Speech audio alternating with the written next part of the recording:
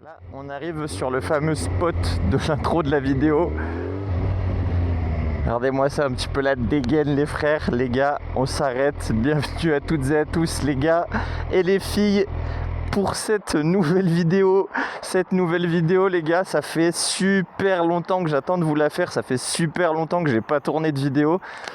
Pour une raison super simple, je me suis lancé sur Twitch à côté et il se trouve que ça m'a pas plu, mais bon, c'est pas le sujet de la vidéo. Aujourd'hui les gars, je vous présente ma nouvelle moto les gars, la XJ6. C'est fini, c'est de l'histoire ancienne. Aujourd'hui les gars, on passe sur la grande sœur, la FZ8.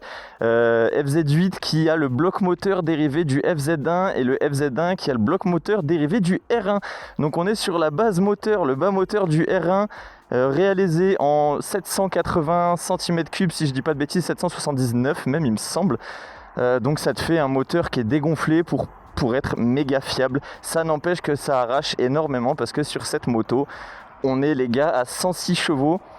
Je suis plus bridé depuis presque un an déjà, j'avais la XJ6 en full et là maintenant on se retrouve avec ce petit monstre qui est préparé et comme vous le voyez les gars, la livrée est spéciale dessus parce qu'on est tout simplement sur une FZ8 50e anniversaire les gars, je sais pas ce que vous en pensez mais moi je la trouve absolument sublime. On est les gars sur une bécane.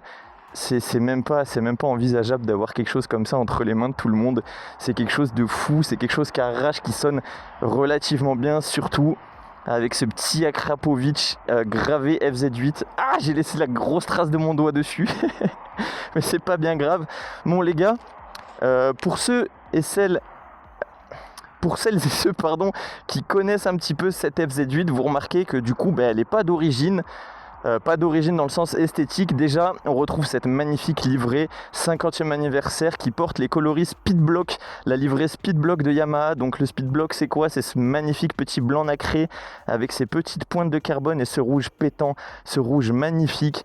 Ce petit rouge Yamaha qui était sur les Ténéré, qui était sur les YZF-R, sur plein de motos. Et du coup les gars, cette moto, c'était une première main de l'ancien propriétaire. Il l'a acheté neuve, il a eu un coup de cœur pour cette moto.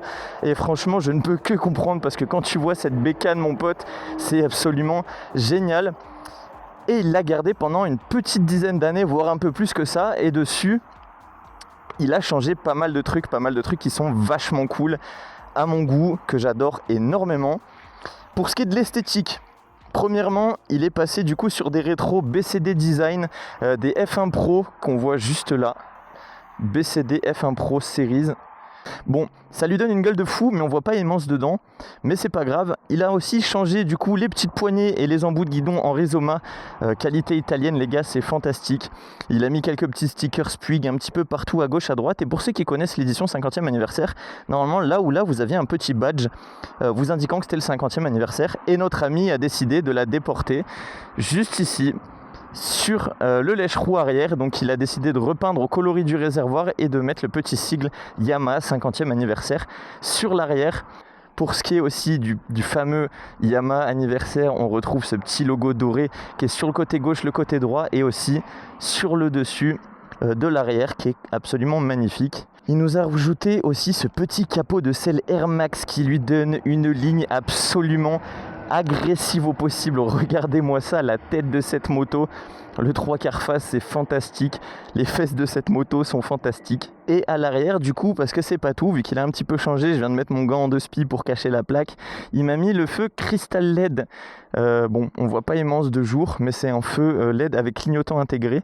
On aime ou on n'aime pas, moi personnellement j'aime bien, mais c'est vrai que c'est pas le truc le plus voyant du monde, mais ça lui donne un charme. Et pour ce qui est du coup de la petite préparation de cette moto, parce qu'elle est très légèrement préparée, mais ça reste du très légal, il m'a changé le petit amortisseur arrière pour un amortisseur Öhlins qui vient littéralement gommer tous les problèmes de suspension qu'avait la FZ8. Énormément, voire tout le monde se plaignait d'une suspension trop molle pour le modèle de série.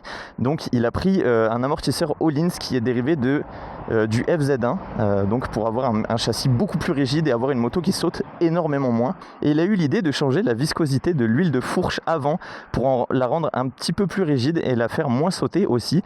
Et franchement, ça change absolument tout.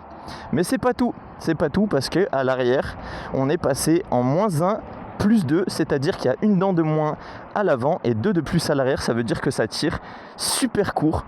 beaucoup moins de vitesse de pointe, je crois 50 km/h de moins, mais tu atteins cette vitesse de pointe beaucoup plus rapidement. Et moi qui vis dans les montagnes et lui qui vivait dans les montagnes aussi, ça en fait une moto qui a le feu au cul. La moto a le diable, surtout avec des gros pneus Metzeler Sportec 17 RR, je crois, quelque chose comme ça. C'est des pneus qui te collent au sol, c'est un rail cette moto, c'est absolument exceptionnel. En tout cas les gars, ça me fait plaisir de vous présenter cette nouvelle moto, j'espère que vous en êtes fan autant que moi. On va se diriger et on va prendre la route de suite, comme ça on va pouvoir vous faire écouter le petit son de cette bécane, vous faire découvrir le magnifique petit paysage. Vous voyez d'ailleurs, je suis assorti à la moto, c'est phénoménal les gars. D'ailleurs il y a bientôt le nouveau casque qui arrive, je vous le présenterai. Si vous ne me suivez pas encore, c'est sur mon Instagram, je vous l'affiche juste en bas de l'écran. N'hésitez pas à venir me suivre dessus parce que c'est là-dessus que je publie absolument tout. Vous êtes au courant de mon quotidien dessus. Petit point important du coup, quand vous changez votre kitchen et que vous passez en -1, +2 ou en +1, -2, enfin peu importe, la vitesse du coup affichée à votre compteur ne sera plus la bonne, et du coup pour pallier à ça il a mis un petit speedoiler à l'arrière en fait, réglé au kilomètre-heure près, qui te permet de contrer justement cet écart de vitesse entre la boîte et la roue. Donc comme ça au moins tu as la vitesse réelle affichée au compteur. Petit porte-clés JVL IVS 3, merci, c'est le S, c'est le SCH, on y va les gars, on est parti, on est à Gap Bayard, on va aller se faire la petite descente, on va se diriger vers le col de Mans pour avoir 2-3 petites images un peu sympas. Et puis on est parti les gars, on démarre au quart de tour. Écoutez-moi ça. Écoutez-moi ça comme ça ronronne du feu de Dieu.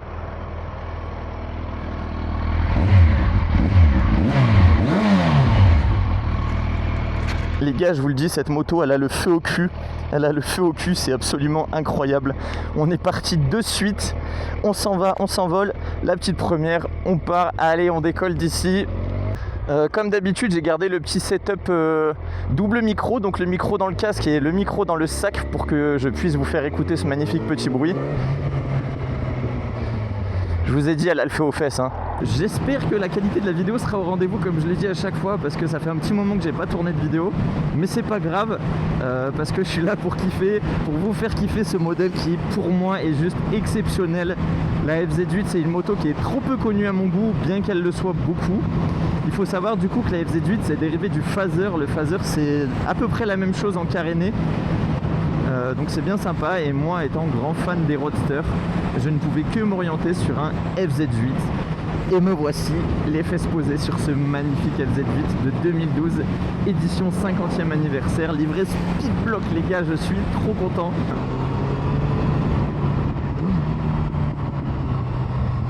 Je vous le dis les gars, elle a le feu aux fesses cette moto.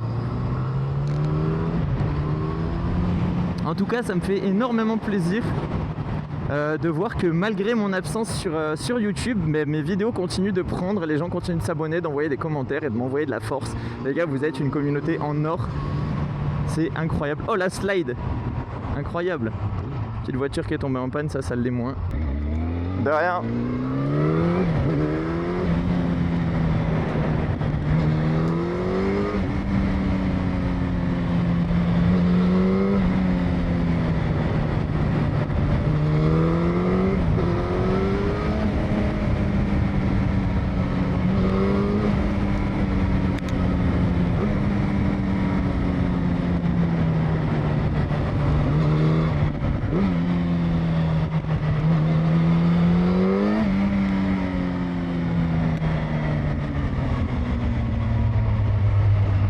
Bon les gars, comme vous le voyez, c'est une moto qui est maxi agile. C'est une moto qui s'emmène littéralement partout. Elle a le feu au cul, elle a le diable aux fesses. C'est délicieux, je vous mens pas que c'est délicieux d'avoir une moto comme ça qui soit autant réactive, autant souple, parce qu'il faut pas oublier qu'on est sur un 4 cylindres et Yamaha ils savent faire le 4 cylindres, et franchement on est sur quelque chose de rageur, on est sur quelque chose qui a la pêche et la patate, et franchement c'est un truc de malade. J'ai toujours ce tic de dire franchement, mais il faut le dire les gars, franchement c'est de la frappe. Yamaha ils savent faire, dans ces années là il n'y avait pas photo.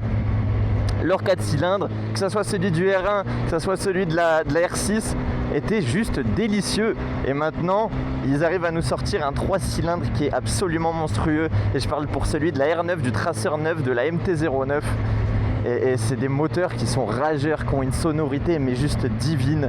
Faut pas l'oublier les gars, que Yamaha sont dans la musique aussi. Et ça s'entend, ça se voit, ça se ressent. Et là on est quand même sur quelque chose de génial. Regardez-moi la vue que tu as sur cette moto, le son que ça fait.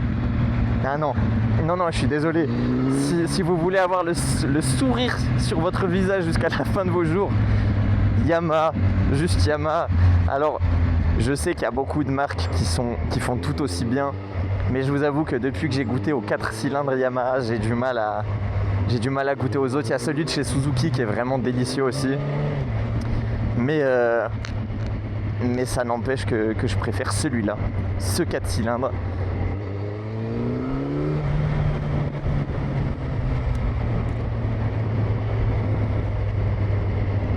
Et du coup, comme vous avez pu le remarquer, vu qu'on est littéralement sur une transmission qui est beaucoup plus courte, les vitesses se passent beaucoup plus rapidement, il faut jouer encore plus de la boîte qu'avant. Parce qu'avoir un 4 cylindres, c'est quasiment rien en bas et tout à partir de 5 à 6 000 tours. Et tu le sens, à partir de 5 000 tours, c'est là où vraiment ton moteur il commence à te tirer. Et c'est là où tu commences à te sentir vraiment propulsé. Il y a cet effet un petit peu turbo, un peu moins présent que sur le 600 de chez Yamaha. Parce que tout simplement, le 600 est moins coupleux.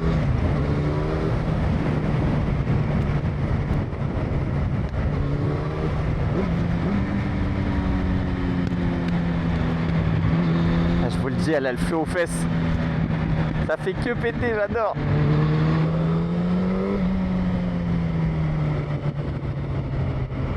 Hop, on se met bien sur le deck, merci. Malheureusement, vous l'avez vu, le col de Mans il est fermé, obligé de redescendre sur Pont-Sarrazin, mais c'est pas grave, on va tout autant se régaler.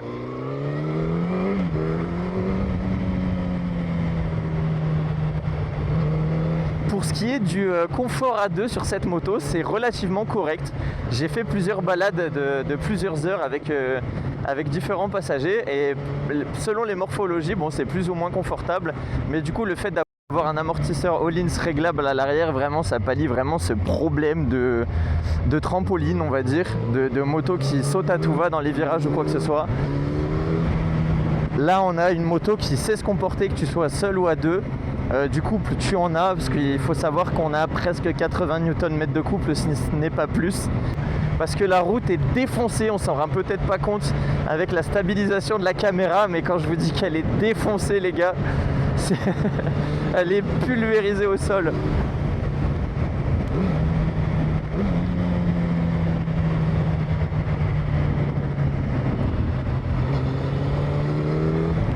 En plus, il y a pas mal de petits graviers et de petites mottes de terre, vu que c'est une route d'agriculteur.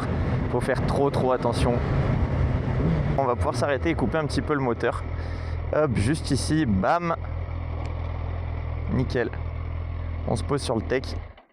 Bon les gars, du coup cette moto, comme vous l'avez vu, c'est quelque chose de fantastiquement incroyable. Pour ceux qui voudraient savoir, du coup le réservoir est d'environ 17 litres, avec la réserve incluse d'environ 4 litres.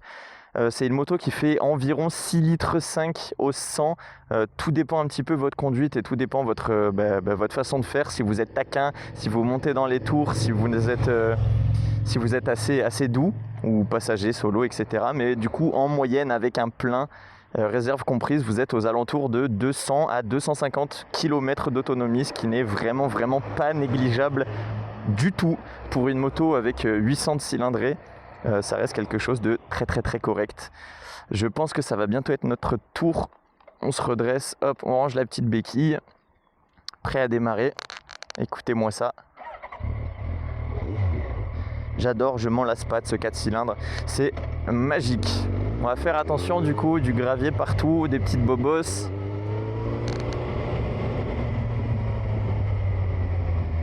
Ouh, pinaise. On va devoir attendre un petit peu les amis. Petite parenthèse pour toutes celles et ceux qui voudraient se lancer sur le permis moto, vous pouvez retrouver sur ma chaîne YouTube les gars une petite vidéo qui date d'environ 1 an.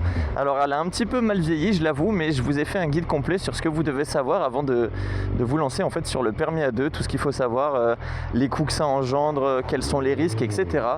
Et si vous avez une petite vingtaine de minutes, allez la regarder. parce que ça peut être quelque chose qui peut être vraiment intéressant pour celles et ceux qui veulent se lancer et qui ne savent pas par où commencer. Je referai sûrement une vidéo cette année parce qu'il y a énormément de choses de législation, etc. qui ont changé. Donc je me mettrai à jour. Mais voilà, n'hésitez pas à y aller, je vous affiche la petite vignette de la vidéo et le lien sera en description. En tout cas les amis, c'était le Gouche. J'espère que cette vidéo vous a plu, j'espère que vous avez profité tout au long de la vidéo de ce petit caractère moteur, de ce petit son et de cette belle vue magnifique les gars. Je suis trop heureux.